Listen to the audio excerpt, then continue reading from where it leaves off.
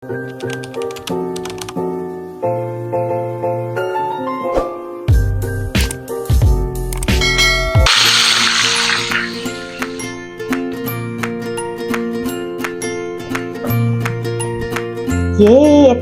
म हो। अब यसलाई चाहिँ मैले पानी मोमो रेडी भयो। Guys welcome back my YouTube channel. आज चाहिँ म के बनाउँदैछु भनेर तपाईँहरूले मेरो थम्बनेल हेरेर थाहा पाइसक्नुभयो होला। आज चाहिँ म बनाउँदैछु हेल्दी मोमो। ओके, हेरेर साथ दिनु ल। मैले चाहिँ यहाँ चाहिँ यो हाम्रो गहुँको पिठोलाई रेडी पारिसकेँ। आज हामी हेल्दी मोमो बनाउँदैछौँ। यहाँ पनि मैले यहाँ पालकलाई मिक्सचर गरिसकेको छु।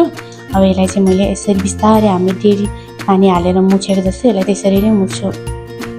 यसको त्यसरी नै मैले यसलाई डो बनाउँछु।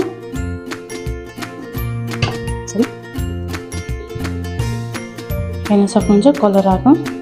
कति सेतो मात्र खानु होइन, आज चाहिँ हरियो खानु मन लाग्यो।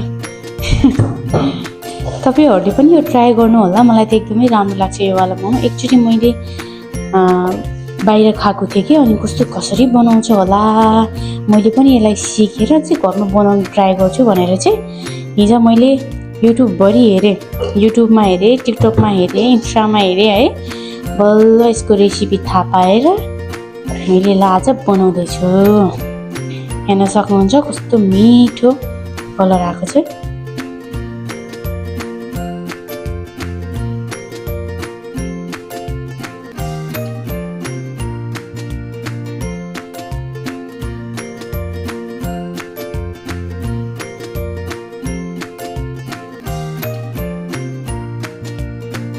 यतिको तयार भइसक्यो। यसलाई चाहिँ अब म प्लास्टिकमा बाँधेर राख्छु, किनभने यो राम्रो हुन्छ।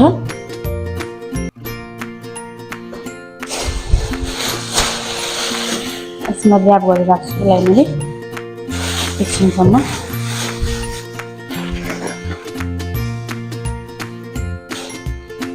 भेजिसहरू ल्याएको थिएँ मैले। यसमा म प्याज राख्छु, पनिर राख्छु, अनि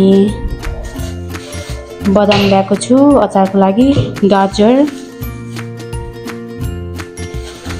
थोरै धनिया, यो नभइकन त स्वादै हुँदैन, सानो बन्दा ल्याएको छु, अनि लसुन ल्याएको छु, अदुवा ल्याएको छु।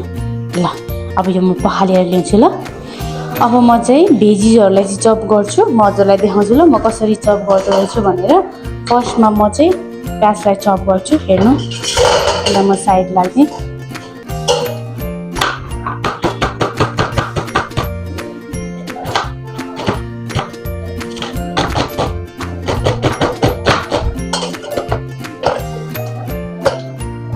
अब म चाहिँ यो प्याजको पातलाई काट्छु मसिनो पारेर। यसलाई पहिला 2 टुक्रा पार्ने, यसको एक्स्ट्रा यसलाई मसिनो काट्ने। पिरो भयो, फेरि मसिनो त भएन भाइ।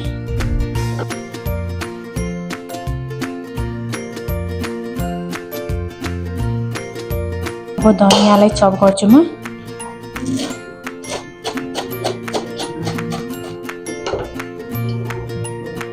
यसरी नै म यसलाई चाहिँ यसमा रब गर्छु। मलाई यो म काट्नु चाहिँ मन पर्दैन, यसलाई चाहिँ म यसरी रब गर्छु। हेर्न सक्नुहुन्छ यसरी गर्दा चाहिँ धेरै राम्रो हुन्छ। हेर्न सक्नुहुन्छ कतिसम्म मसिनो भइसक्यो। हेर्नु त एकदम सजिलो। काट्नुभन्दा पनि यसरी रब गर्नु चाहिँ राम्रो लाग्छ मलाई चाहिँ।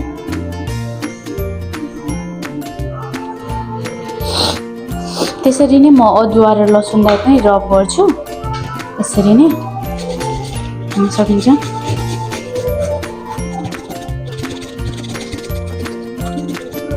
धेरै राम्रो हुन्छ। काटेको भन्दा चाहिँ यो एकदमै मसिनो पनि हुन्छ र जस मसलामा राम्रोसँग पनि बिल्छ क्या। यो चाहिँ यसरी गऱ्यो भने चाहिँ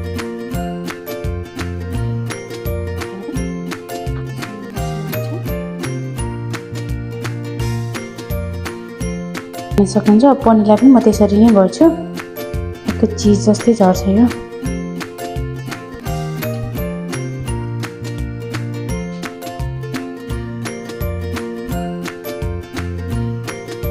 हेर्न सक्नुहुन्छ यतिसम्म मसिनो भयो। म चाहिँ गोपीलाई पनि त्यसरी नै रब गर्छु।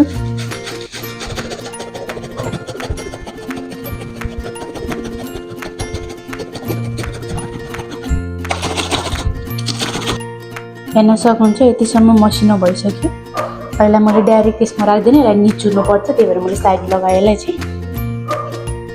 हेर्न सक्नुहुन्छ हाम्रो किमा यस्तो भयो। अब यसमा चाहिँ मैले थोरै अन्डा भुटेर हाल्छु। अन्डा भुटेर हाल्दा पनि राम्रै हुन्छ।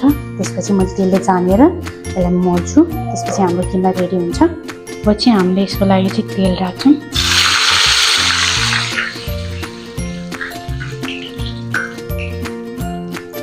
यसमा हामीले थोरै बेसार मिसाउँछौँ।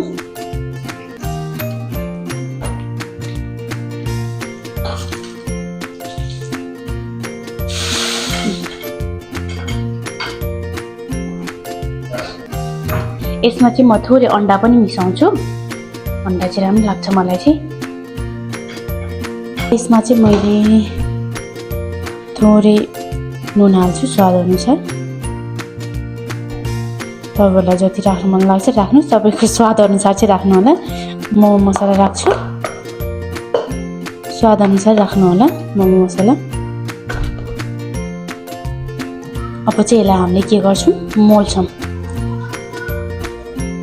हेर्नु त कस्तो राम्रो। मैले चाहिँ यो खुर्सानी फुराएर हाल्नुको कारण चाहिँ खासै पिरो हुँदैन कि यसरी राख्यो भने चाहिँ। तर हजुरले डाइरेक्ट हरियो खुर्सानी राख्नुभयो भने चाहिँ साह्रै पिरो हुन्छ। यसरी यताकतै मोल्नु पर्यो। हाम्रो किमा रेडी भयो।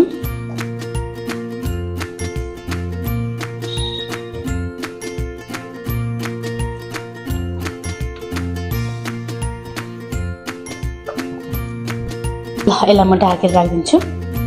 त्यो डो रेडी भइसक्यो। अब यसलाई चाहिँ म बेल्छु। एउटा पिठो लिइसकेँ मैले, अब यसलाई म बेल्छु। मैले चाहिँ यो बेलेर खाएँ। मैले चाहिँ ठुल्ठुलो मोमो बनाउनु लागेको छु। अनि यहाँ छ मेरो साइडमा किमा। अब म चाहिँ किमा भर्छु।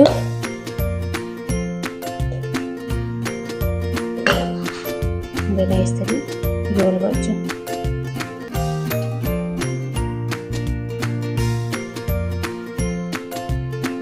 त्यस्तो राम्रो मोमो त बनाउन आउँदैन, तर ठिक छ अहिलेलाई चाहिँ ठिक छ। हेर्न सक्नुहुन्छ यत्रो यत्रो भइसक्यो। राखेँ मैले। कस्तो क्युट देखियो ठुल्ठुलो मोमो, बिग मोमो। हा ये भयो। अब वाव वाव वाव हाडा थालो हुँदैन। अब हेर्न सक्नुहुन्छ अघिको हाम्रो मोमो। यत्रो यत्रो मोमो। अब यसलाई चाहिँ मैले मतलब पानी उम्लिसक्यो। अब यसलाई म यस्तरी राख्छु। हेर्नु त बाफ। वाव वाव यस। अब हामी यसलाई चाहिँ पाक्नेको वेट गर्छौँ। ये मोमो रेडी भयो। ये मोमो रेडी भयो। अब म खाएर पनि देखाउँछु ल। म मोमो चाख्छु ल कस्तो रहेछ।